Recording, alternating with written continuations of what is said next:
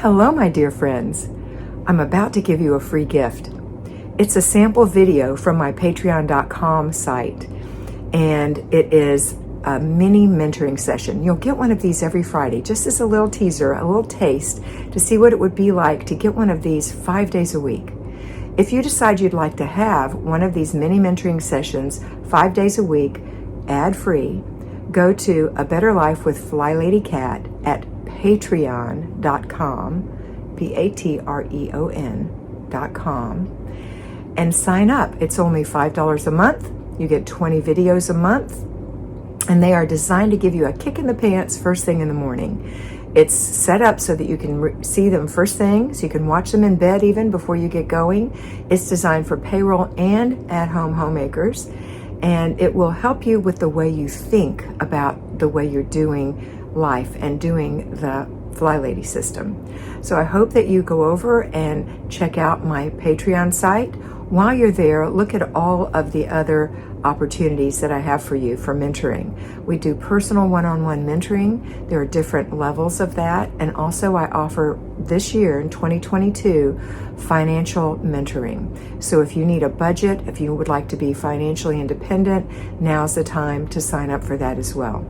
Okay, have a wonderful day. Enjoy the video. Patrons, happy Monday. I have a request from one of my patrons to revisit the project plan. So let's talk about the project plan. What is a project?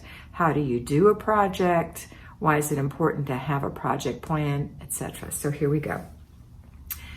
Let's say that you've been doing your zones and there's just something that's really bugging you. And every time you work in this zone or that zone, you feel like you should be doing this other thing. It could be your garage. It could be your craft room. It could be a number of things. Whatever that thing is, that can become a project. And when you do a project, you drop zones. You must clutter check 3 times a day to keep the current zones at a level. You don't want that to go down. You don't want that to be worse when you come back. You want to keep it, maintain what you've gotten so far. So that's clutter checks that are going to keep it that way. But if you have a project, it's something that's bugging you and you need to get it done. So here's what we're going to do. Get a piece of paper. If you have something that's bugging you like that, it could be a shed, it could be the attic, it could be the guest room, it could be the office, it could be the laundry room, it's usually one of your other rooms in your house or some outbuilding. So whatever it is, it could be your storage unit that you want to get rid of. Doesn't matter what it is, take a piece of paper and at the top, write the title. So let's say it's a storage unit. So you write storage unit. Then you're going to write a mission statement.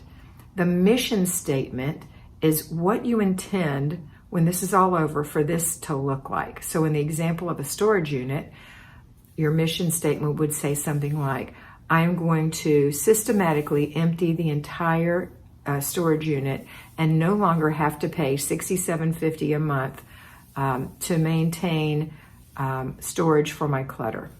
Something like that. Or let's say it's a craft room and you want to use it as a sewing room and you want to change it into who knows what else. A sewing room and let's say it's a homeschooling room. Sewing room and a homeschooling room. So you would call it the homeschooling room or the sewing room, whichever is the major thing that's going to happen in there. And your mission statement would be to get all of the crafts out of this room and given away, because we don't do them, and have a nice area set up to homeschool, to keep the homeschooling materials, and to keep the rest of the house more streamlined.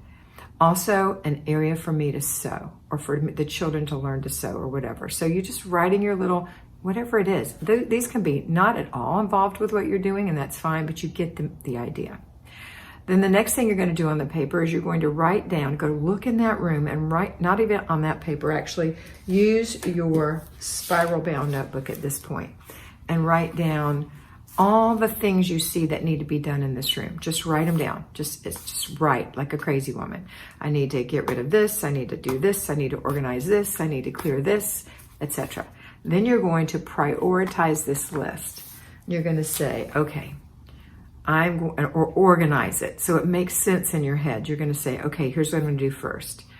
I'm going to get rid of all the stuff that needs to be gotten rid of. So I'm going to get rid of all the old, let's say it's the sewing room. I'm going to get rid of all the old material.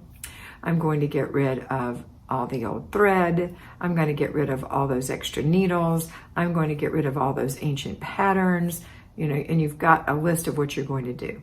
Those are going to go in the garbage. You know that. Then you're going to sort through the other things. I'm going to sort through these 12 boxes one at a time. I'm going to give away anything that's worthwhile. I'm going to throw away things that are not worthwhile, and I'm only going to keep what I really need to complete my mission for this room, okay? And then you're going to think about the room. What about this room? What about this space?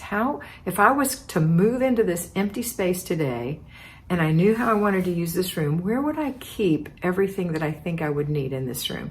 So now you're going to create kind of an outline in your head of where you're going to put things. Maybe you're going to store games in this room, so you want to have them there. And you've got books that you're going to store in this room. And you are going to maintain some sewing, but not very much. And you want a sewing shelf that you keep things on, or a set of shelves for your sewing, etc. So you're going to create a space in your head, and you're going to see what it looks like. Now we're going to figure out how long this is going to take. So in an office or something with lots of little things, I would say that, those old-fashioned wicker baskets, those old-fashioned wicker laundry baskets, I would say that it takes about 30 minutes with little things to go through a wicker basket.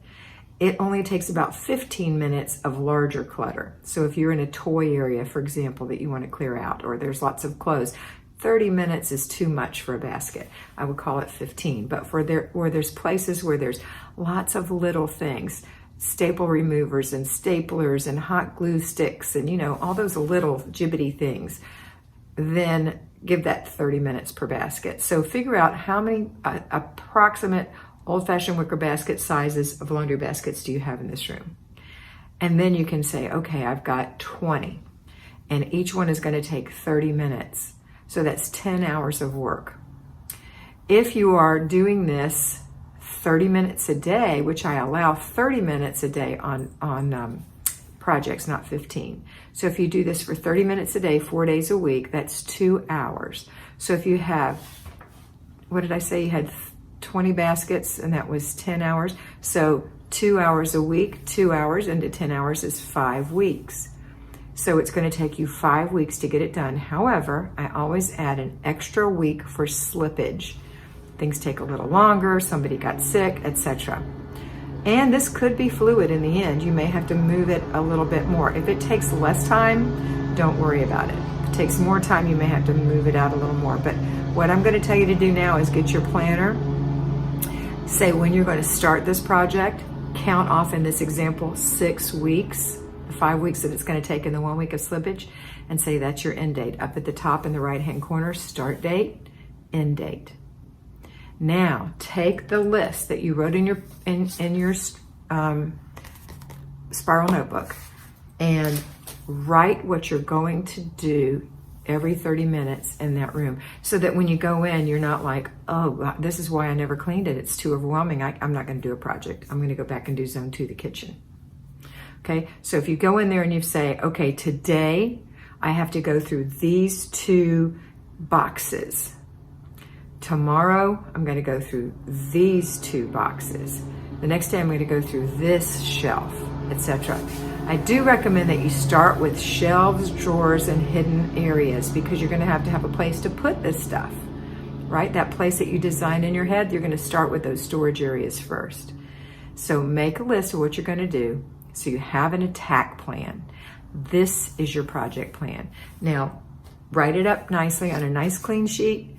Put it in a page protector, or fold it in half and keep it in your planner and look at it every day, because 4 days a week, when you would be doing zones, you're going to be doing this work.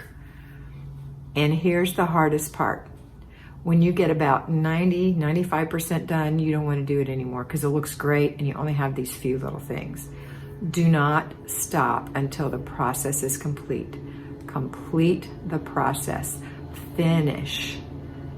That's something that we tend not to do as sidetrack people. We tend not to finish. This has got a finish line. Cross the finish line. It's just like clothes aren't done till they're put away. This project is not done until it's finished. So that's how you do a project plan and how you do a project. I hope it was helpful. You can ask me questions if you'd like. I'd love to answer. And always remember to be beautiful, because you are beautiful.